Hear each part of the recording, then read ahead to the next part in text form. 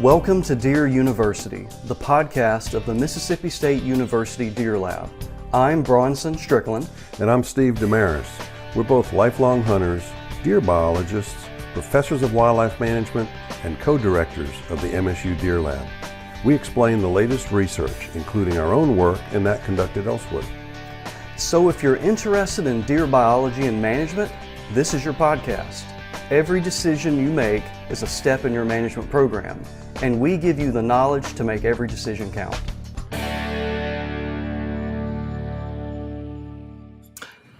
Welcome back to the Deer University podcast. We are once again very, very lucky to have Dr. Mark Turner with us. This will be the last of 3 episodes Mark has shared with us, talking about his most recent research, which we'll get into a little more detail with that. But Steve is also here. Steve Damaris, good to see you, buddy. Always good to see you, Bronson. What is, are you thinking you have a bunch of rambling in you for this episode, or are you rambled out? I'm happy to provide my input wherever it's needed. Whatever I need to do to bring the level of the program up to where it needs to be, I'll do it. And if that means not talking, then I'll do that too, if that'll bring the quality up. Oh, that was a little shot across the bow there about increasing the quality of it. Okay, well, we'll get going here. Mark, so again, thank you for your time. Absolutely. Spending with us here and educating us and the audience on your good research. So part 1, we talked about a relationship between doe body weight and buck antler size and the reasons for that and how to use it. The second part, we talked about you actually examining all of these properties that you went to, looking at the vegetative community, generating carrying capacity estimates, the disparity, which was kind of surprising, between a lot of what we consider are foundational plants that routinely are in deer diets are not sufficient sometimes in terms of their crude protein, or more commonly their phosphorus amounts, to meet minimum requirements for, say, does in the last trimester of gestation or during lactation. So that was very interesting. You kind of did all that stuff, though, to this last topic. And this is ultimately where you're getting at, is you have all these properties from Florida and South Mississippi, et cetera, all the way north and to the Midwest, where you are trying to explain the wide variation that we see in buck antler size. So I'll kind of pass it to you to kind of tell us what you did, and we'll start talking about your findings. Right. Yeah. Happy to be on here again. And, something that I think a lot of folks are really interested in is what actually results in a property, having the characteristics to produce larger than average deer. Of course, whether you're talking about buying a new property or if you're thinking about potentially, management actions that you can take on your property, or, in your landscape, if you work with your neighbors in a cooperative, there's a whole bunch of things that we consider. And there's been some previous work and some great work that y'all have done looking at, associations between landscape covariates and property average antler size and body weight. Typically we think about deer being bigger in areas with more agriculture. And we also think about deer typically being bigger in areas that are further to the north, which we can dive into both of those here in a second. But something that really hasn't been considered across a large spatial scale is the small property level forage availability, at a scale that's appropriate for management. Not a lot of folks have considered that across a wide scale. And so something that myself and my major professor, Dr. Harper, as well as Bronson and Marcus Lashley and Mark Wilbur, who all were on my committee, were really interested in, was assessing how that forage availability at a site might drive some of that variation in antler and body size that we observe across deer. Of course, deer have a great variation in morphology, ranging from key deer all the way up to, in the north central U.S. and on up into Canada, you have over 3 times greater body size across that spatial scale. And so, really thinking about the factors that drive that was something that we were interested in looking at. Okay, so why don't we start with latitude? And you used latitude as well as temperature. Uh, so maybe why don't we talk about how you reconcile that and how you work through that within your modeling scheme? Absolutely. Yeah. So one of the key things that has been known since or at least it's been noted since the 1850s, is that animals tend to be larger in areas further to the north and or to the south if you're on the opposite side of the world. But places closer to the poles, which are cooler, tend to have larger animals than places that are closer to the equator that are warmer. And there's a couple different things that could be going on there. The first and most obvious one is that heat retention as well as heat dissipation. So if you're a deer that's living, say, in the Florida Keys, where it's 100 degrees during the summertime all the time, it's not advantageous for you to be very large, and it also because that size ends up allowing you to retain more heat. And down south, you want to dissipate heat, whereas if you're further north, the summertime is really not that. I mean, it's a stress period from a nutritional standpoint, but not anything nearly as bad at least from a thermoregulation standpoint as the wintertime. And so during the wintertime, having a larger body size allows you to retain that heat better. And so that really is, at least that's what's been laid out as what we commonly refer to as Bergman's rule, was something that a guy by the name of Bergman came up with during the 1850s. And so that really is kind of a foundational thing in ecology. But what's interesting is there are some counter arguments to that. For example, in the north, you typically have more and I'm going to talk about things from a U.S. perspective, so I'll say north and south. This would reverse if we were in the southern hemisphere. But in the north, you typically are going to have, or you're going to have, more sunlight during the summertime, which potentially could lead to increased plant growth. You also tend to have a shorter growing season, but it's a growing season that because of that increased plant growth during that time of year, you may have a little bit greater forage quality that's available, and greater forage biomass, especially, that's available because the plants are really pumping things out during that short period of time. Whereas, if you're in Mississippi, for example, you've got this long growing season. Plants don't really have to focus and concentrate their growth during that short period of time. And so if you look at things from a large scale, the amount of forage that's available also correlates with latitude, at least within this range that we're talking about here. Within the latitudinal range of the U.S. And so typically you have less forage that's available during that peak production period further south compared to areas further north. Because again, all that forage growth is concentrated in a short period in the north. So again, there could it the reason that deer are big in the north versus the south could be related to multiple things. It probably is a little bit of both. It probably is a little bit related to heat retention and dissipation, but it also is probably related to just that difference in nutritional availability across areas based on just global patterns that we as deer managers have no influence over. Steve, did that answer your question relative to, I think it was in the first episode? No. Thank you for the opportunity to come back to that. I did have a specific question back then, was what were the average weights of the adult does in, say, Florida and moving north all the way up into Minnesota? What were those average values? You said 120 pounds was kind of the average adult doe for your study, but what was the actual variation that you found going across those latitudes? Right. So some of the sites in Florida and South Alabama and I don't think there were any sites in Mississippi that had small deer. I think y'all may have had some influence over some of the sites there, but We manage so well here. yeah. But across those sites that we'll just say relatively poor southern sites that are hotter, that you tended to have does that were somewhere in the 80 to 90 pound range on average.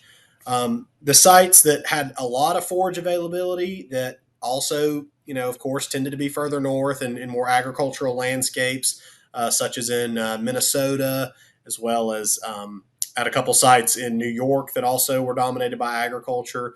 Up there, you tended to see females in the 140 to 150 on average pound range. Now, that's not to say that there weren't shooting bigger ones. That's just all of the adult females combined, including again 2.5 year olds. You're probably on a really good site going to be looking at high 140s to low 150s in terms of body weight.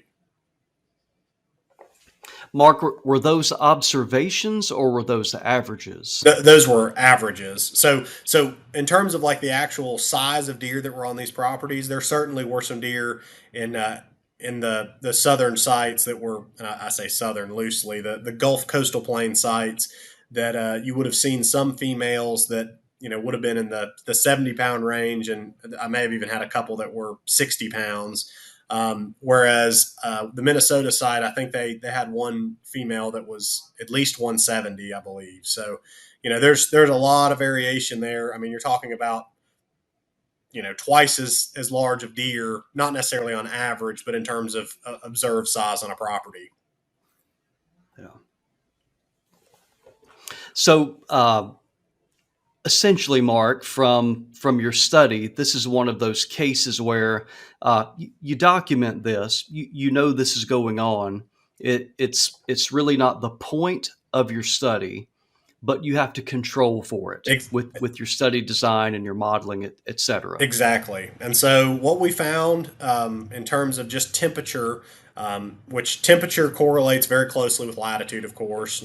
Further south sites tend to be hotter compared to sites further north. But for every 2-degree Fahrenheit increase in average annual temperature, so again, just the average temperature across the whole year, 2 degrees Fahrenheit, you see about a 3.5 pound increase in female body mass, as well as about a 2-inch increase in male antler size.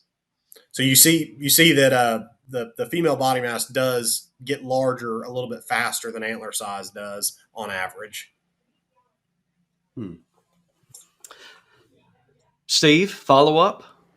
Well, I think it's interesting, and it relates back to life history, life stages. The antlers didn't increase as much proportionally as the adult doe body weights did, moving north to south, south to north. Right, which if you remember, that kind of corresponds with the with my first chapter. We talked about a 10 pound increase in female mass correlates to about an 8.5 inch increase in antler size. So it's not a 1-to-1 relationship in terms of them increasing or decreasing. Yeah, but it was that proportional change. Was that probably consistent, or was it an increasingly disproportionate the further? No. So the north relationship between the two stayed consistent from south to north. So Okay. again, just So, across the so range those of deer, slopes, yeah, the the slopes were the slopes you were same. talking about in the first episode, were consistent throughout the range. Exactly. Okay. So, oh, go ahead, Mark. Well, I was just going to say. So the other thing that this is probably right where you were going to jump to. The other thing that happens at a scale of management that's larger than most people have are landscape characteristics, and this is something that y'all have done some extensive work on in Mississippi.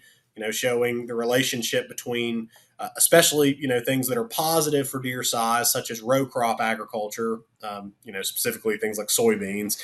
And there are also things that are negative in terms of deer size that are negatively associated with larger deer, and that would be things like forest, especially pine forest coverage, in the south. And so there's all sorts of landscape covariates that could be influencing deer on a property, and that's something that we wanted to account for in our sampling. So not only did we have to account for this temperature effect, We also wanted to account for this landscape level effect because we know that it's going on. We know, based on the previous literature, that deer are bigger in areas with more row crop agriculture. It's not been done at this spatial scale, but the work that has been done does show a very good correlation between those things, and so we wanted to account for it. But just to give you some average numbers, for every 10% increase in row crop within about a 6 mile radius around each of our properties, we would see about a 13-pound increase in female body mass and a 3-inch increase in male antler size. So again, going from 10% row crop to 20% row crop, or more commonly 0% to 10%, can really have some huge gains in terms of both female body mass as well as male antler size.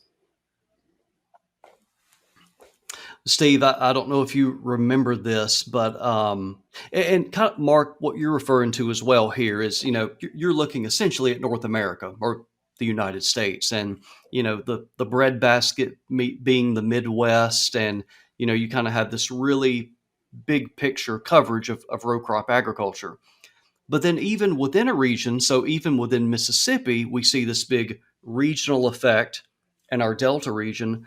But Steve, I don't know if you remember this, but many, many, many years ago, I forget which paper it was, but we were looking at the Noxubee Refuge. Mm-hmm. And we were looking at, because we had about a 30-ish year data set, harvest data from the Noxubee Refuge, and we were looking at density dependence. We were looking at oak mast crops. All these different things, and the overwhelming, I mean, very overwhelming variable that we would pick up over and over again, Mark, was based on commodity prices and just trends in agriculture in our little area, was acreage of soybean adjacent to the refuge. Mm-hmm. That had an overwhelming effect, more so than any other thing was their soybeans or any type of similar crop that would be nutritionally, as good for deer. So, once again, Mark, it's something we know this is happening.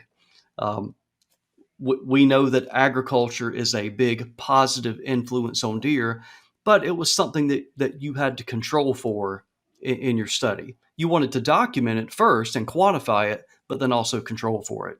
Yeah, absolutely, and I think it's important to note here that there's nothing magical about soybeans when it comes to growing deer. It's just that most other land uses kind of suck in terms of deer forage availability if we're not managing them intensively, and so that's really the only landscape, or that's really the only vegetation type, at least in my sampling, that consistently had a lot of forage availability. Even compared to food plots, and that's something we can dive into if we want to. Yeah, and Mark, I think part of that too goes back to the timing when those plants are available to the deer.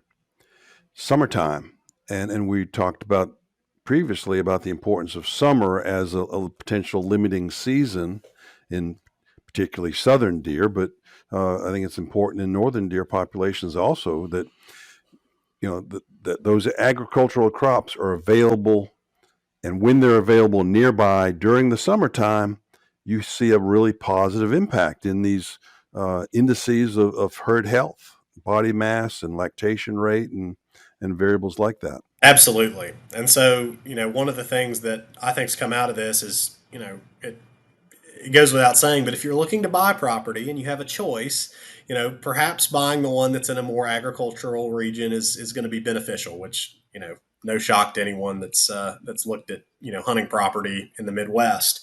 The good news is we also, as I mentioned before, we're looking at forage availability on the property. And we kind of discussed this in the last podcast about how forage availability across all the different vegetation types, were different, and how much was there.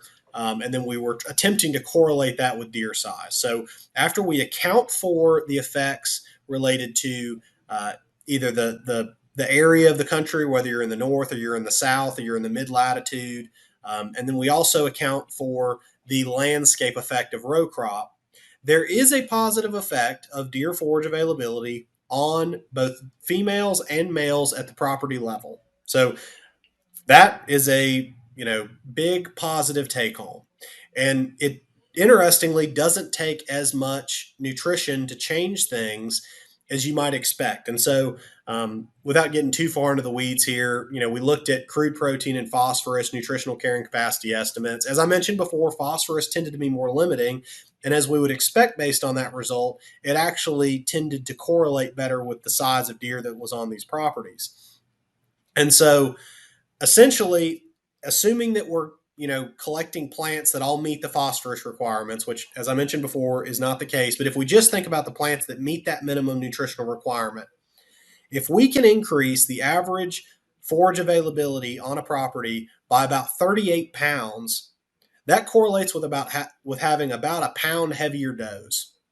So again, just thinking about forage per acre, we're increasing at 38 pounds. We're going to have about 1 pound heavier does. And if we increase forage availability by about 45 pounds per acre, we're going to have bucks that are about an inch larger. That's not difficult to do. No, A it's not. And minor amount of habitat management will get you that, and many times more. yes, and so one of the key things here was there's nothing magical going on here with with regards to forage availability across these sites. Um, on average, most of the sites were dominated by woods. About close canopy hardwoods were about 50% of the coverage, and on average, just in terms of the biomass of forage provided, they had about 40 pounds per acre of food. So not much. If you looked at softwood forests, so mostly pine forest, but there were also some areas of cedars in the Midwest that we included in that. You're looking at somewhere between 60 and 80 pounds of forage available in most of those pine forests. Pasture and hay, you're looking at about 15 pounds of forage that's available. Of course, those are areas dominated by grass, so we wouldn't expect very much forage availability there. Next, if we talk about food plots, of course, these areas are supposedly being managed to provide forage for deer, but a lot of them are cool season annual plantings that, there may not be much going on there during the summer. There are also some landowners that were planting things like corn and grain sorghum, which can provide good resources for deer during other times of year, but don't provide anything during the summertime.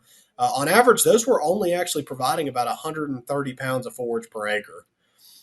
And so the two that really were vegetation types that really were providing a lot of deer forage was, of course, row crop agriculture. As I mentioned before, we expect row crop correlates with body and antler size. And on average, row crop that we sampled was providing about 370 pounds of deer food per acre. Now, that does include a fair amount of corn acreage, which has no forage availability during the summer unless there's weeds present. And then finally, just good old native early succession provides about 200 pounds per acre of deer forage. So those are just some averages across the properties. Of course, there's been tons of research that I've been involved with, Dr. Harper has done, y'all have done, others have conducted, that show that these forage values that I just presented could be way higher than what they are. For example, just early succession. I mean, early succession should be capable of providing at least 500 to 600 pounds of deer forage. But a lot of the sites that I sampled were dominated by grasses, which deer are not eating during the growing season. And so, really the take home is that 40 pounds of food that we're trying to bump up to increase, roughly increase body weight as well as antler size. That's really not that much whenever you think about the fact that just having more early succession and managing it better, you could easily bump up forage availability, by easily 200 pounds within those acres that you're managing. So, Mark, does it matter? I mean, I know you can skin the cat several different ways here. You can do it by thinning your forests. So, forest management, forest stand improvement, logging operation, it goes on and on. Or it could just be managed openings. But the bottom line is you have got to uh, have a significant increase in early successional plant communities. That would be low hanging fruit. Mm-hmm. The other, and I was surprised to hear you say this. Very few of these properties really focused on warm season food plots. I'm sure they all had cool season food plots. And so even within that space, Mark, there could be improvements, as you've said before, with the types of cool season plantings, adding an arrowleaf, adding berseem, adding red clover, extending that growing window, or terminating either with what clovers you're using, and shifting to a warm season planting. So I guess I say all that is that it's difficult if you own land unless you're ready to make a purchase and move somewhere else. You are not going to have any influence on a landscape scale if people are growing soybeans around you or not. You can't affect the temperature where you're at. It is what it is. That is beyond your control. But what you can control is how much food are available to deer, and don't neglect that also, and let density get out of control. So let's increase the food, let's decrease the number of mouths eating that food, and based on your results, you are absolutely going to see a tangible result. Absolutely. Yeah. And I think that, it's important to consider your property within the context of the landscape because, again, those things are having bigger effects largely than what you're probably going to be able to do on your property. But that does not mean that you can't have major effects on your property. And so, just simply by, kind of like what you said, managing your woods better, using more intensive management, using fire during different times of year, creating early succession if you don't have it, potentially shifting those early successional plant communities into more forb dominated if you do have it. And then finally, just like you said, using a more holistic food plotting approach where, either you're having some warm season food plots or maybe you're including other plantings to kind of extend that forage availability window. I mean, there's all sorts of practices that we can do to really extend forage availability and increase it during the growing season. The other thing that I think, not to loop back too far onto this, but kind of like we talked about in the first episode, don't shoot your best 3-year-olds. If there were, major things that I was going to highlight in terms of, issues on properties that, really the lowest hanging fruit I would say would be managing early succession better and then allowing deer to reach 5.5 if that's in your goals and objectives. And if it's not in your goals and objectives, then at least don't just shoot the best antler 3-year-olds. If you want to shoot some 3-year-olds, that's fine. But, of course, depending on your objectives, but, maybe not just shooting the best ones. And if you have to shoot some 3-year-olds, maybe shoot the smaller ones and at least let the best ones get to 4 because, that 3 to 4-year-old jump is a pretty big one. Steve, can I get an amen out of you? Amen. Amen, brother. Yeah, this is the story of so many deer management scenarios across the country is people that aren't able to do some of the big things that might advance them significantly, but that doesn't mean they shouldn't do a lot of the little things that can make incremental improvements. It's not, you're not stuck in a bad situation if you're not in the middle of a soybean field. You've got lots of flexibility. And even if you are near soybean fields, you still need to make sure your habitat is going to be attractive and conducive to the deer when the soybeans aren't going to be around in the hunting season, or at least well into the hunting season, and certainly during the rest of the hunting season, you won't have soybeans.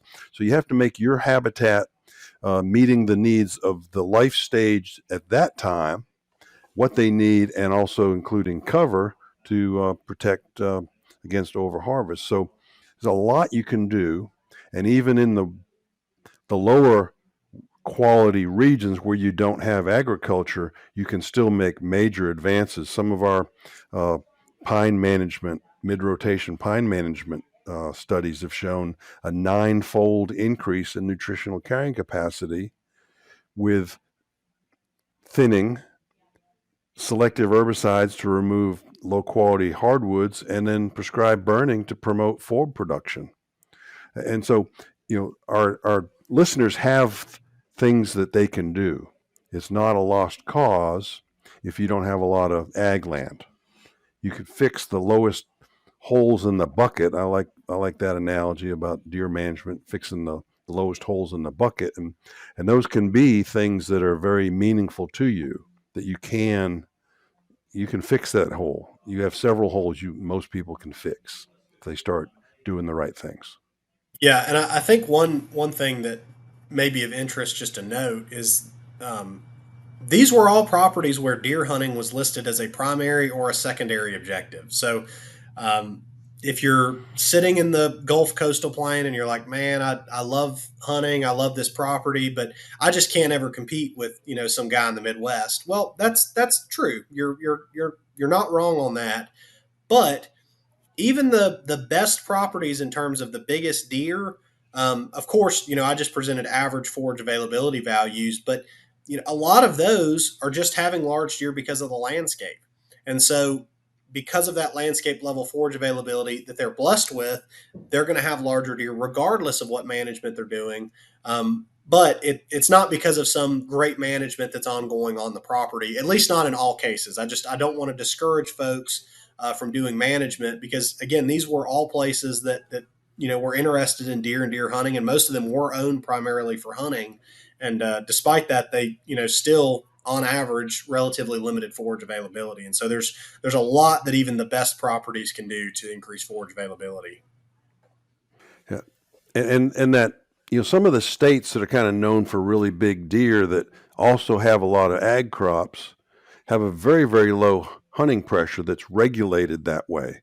They have limited number of licenses that are sold, so therefore, and short seasons, so you're not over harvesting the buck segment. You're able to have fully matured bucks, and that's why they have the biggest antlers when it's combined with high quality summer nutrition, spring and summer, when they're growing those antlers. So it's all about life processes and life stages, and understanding that, relating that to the management of the property. And it's not rocket science. Deer management, we like, there's consultants running around that like to brag like they're rocket scientists. It's not rocket scientists. I can do it. Bronson can do it. No, it's a level above rocket science, Steve. Yeah. But you have to understand context and have experience and how to interpret the sources of variation. Where are the holes in the bucket, and what are the ones that can be most effectively plugged to be successful in deer management? And so it can be done. I guess I'm getting around to the fact that if you're somewhere that you wish you weren't, that doesn't mean you can't be successful there. You can make an improvement and have incremental improvements, and your neighbors will be jealous and envious of what you're doing. And if you listen to Steve's financial advice from the first episode, maybe one day you'll be able to buy property in the Midwest, and all of that will be good. Absolutely. It's also opportunity loss. We're talking about the benefits of agriculture. But I know all of y'all, Steve, I know you have, especially here in Mississippi, you've been to properties where the soybeans on the landscape are without a doubt a huge asset. The opportunity lost part comes to where there is zero habitat management going on. There is zero deer density management, to the effect those deer are 100% dependent on those soybeans.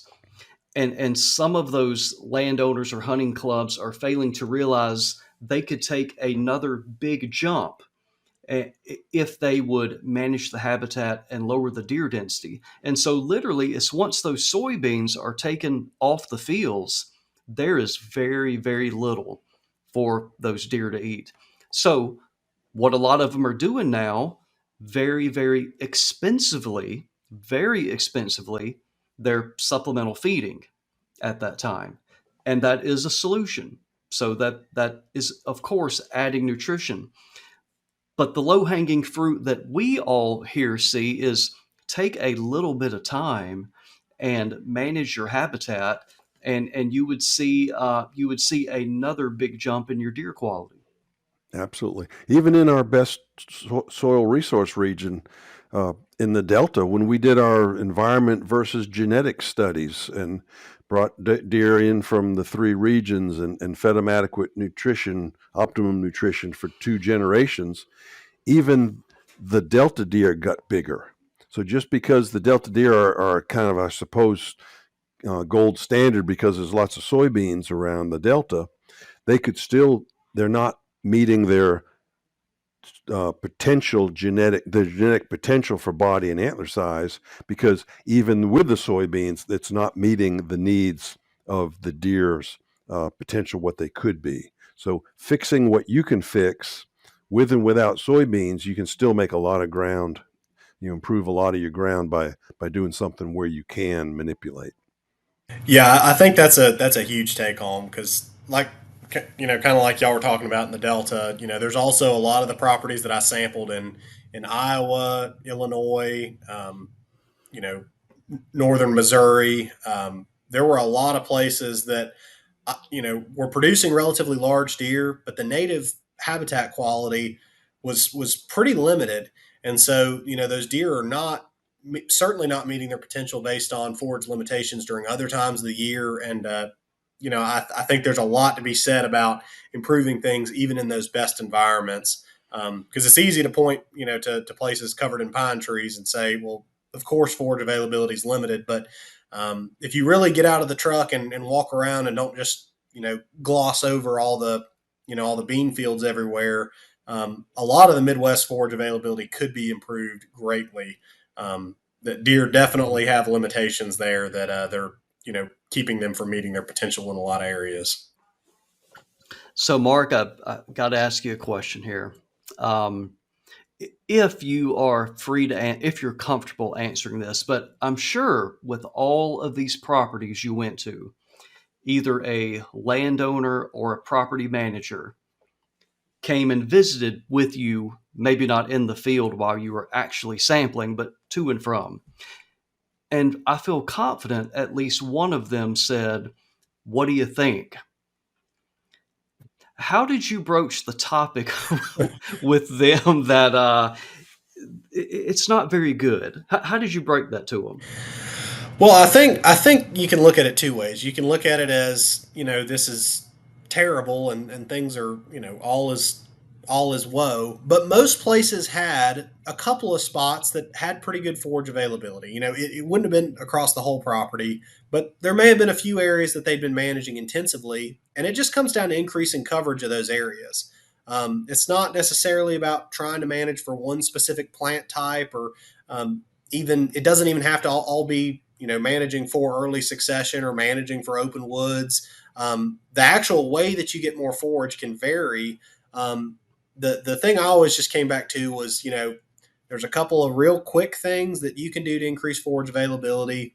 Thinking about food plots throughout the year, thinking about managing your openings to reduce grass coverage, letting some light in the woods.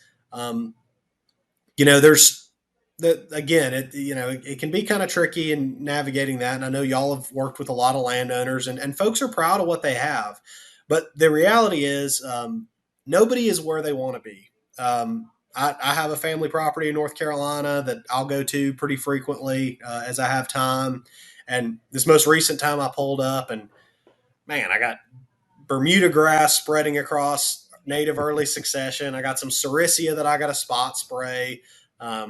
Some areas of annual cool season grasses that I didn't treat. Food plots that don't look as good as that. I mean, the point is we're all professionals in this, and there are all things that we would rather do on the properties that we manage and have access to and help with that we're not able to do. So life does get in the way for everybody, but it's important to note that it's not about making it perfect. It's just about striving to make it better, and hopefully along the way you can also improve things for other species that are going to use those properties other than just deer. Okay, well, Steve, I think Mark has verified that management works. Yes, he has. He has Appreciate you for demonstrated that, Mark. it. If you had said otherwise, Mark, we wouldn't air this episode. It would have cut a few minutes in, right? Right. Thank you for what you've done. I think you had a wonderful project That is a dissertation project that I would have loved to done myself. So I'm glad I could play some small role in it. But yeah, your results are very, very interesting. And thanks for coming. Thanks for sharing all this information with us. We appreciate it. Absolutely. I was happy to be here and be remiss if I didn't, again mention, it was great working with Dr. Craig Harper. This was kind of his brainchild of a project that he came up with, and had a lot of fun on it. And I think we came up with some pretty interesting results that hopefully help some folks. So always a pleasure to come and talk about research results. It's always good too to have Craig on a project for writing code, either SAS code or R code. Yes, I'm sure he helps you a lot there. Yeah, he doesn't look like it, but he's a pretty good coder. He'll open it up from time to time and just throw some lines out there. So yeah, R is his specialty though. Oh, I know he loves it. Yeah, and I could just envision him saying, "I know how to do this, Mark, but for your benefit, I want you to figure it out." Absolutely. Okay, well, thanks so much, Mark. Steve, thanks a bunch, buddy. As always, good seeing you. Likewise, and see you next time. All right. Thanks, everyone. We thank the Patrick F. Taylor Foundation and the St. John and Dudley Hutchinson families for their endowed financial support of our efforts. We also thank our employers, the Mississippi State University Extension Service and the Forest and Wildlife Research Center. If you have questions or suggestions, please log on to msudeerlab.com and click on the Deer University tab.